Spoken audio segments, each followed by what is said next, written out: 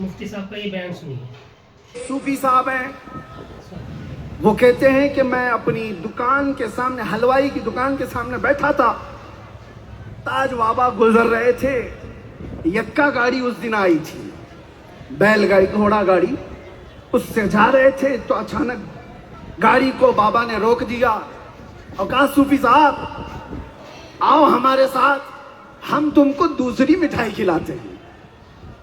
सूफी साहब कहते हैं मैं हलवाई की दुकान छोड़कर जल्दी से गाड़ी में सवार हुआ। ये असर के बाद का वक्त है और सुनना तवज्जो से, मैं कहानियां नहीं सुनाऊंगा, मैं वो सुनाऊंगा जिससे अजमत रसूल का इजहार, नामों से रिसालत किसे कहते हैं।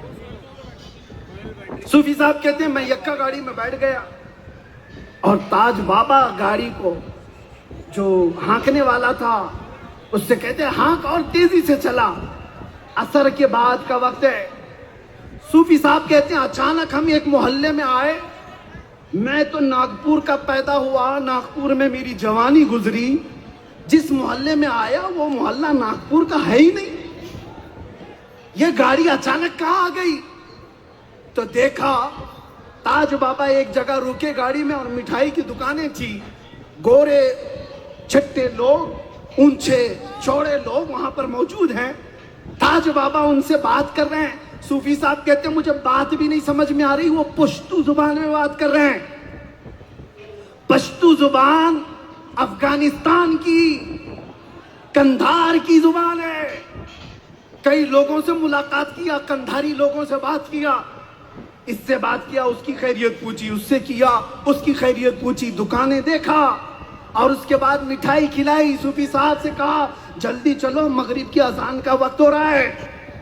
कंधार के लोगों से मुलाकात और वापस जब वो यक्का गाड़ी पहुंची तो सूफी साहब कहते हैं मैं ताज बाग में था, मगरिब की अजान हो रही थी, ताजाबाद शरीफ में था, मगरिब की अजान हो रही थी। मैंने लोगों से पूछा कि फला फला इलाका कहाँ होता है, ऐसे ऐसे लोग कहाँ होते हैं। लोग कहते हैं ये तो अफगानिस्तान के कंधार की बात है, जहां तुम असर से मगरिब के बीच में जा करके भी आ गए। बाद में जब पता चला तो सूफी साहब तलाशते हुए तहकीक भी किए, क्या हकीकत मिली, लोग भी मिले। कहा ऐसा कैसे हो सकता है कि मैं नागपुर में असर से लेकर मगरिब के बीच में और निकलूं और कंधार जाकर के वापस आ जाऊं। वापस आए तो सूफी साहब बैठे हुए थे।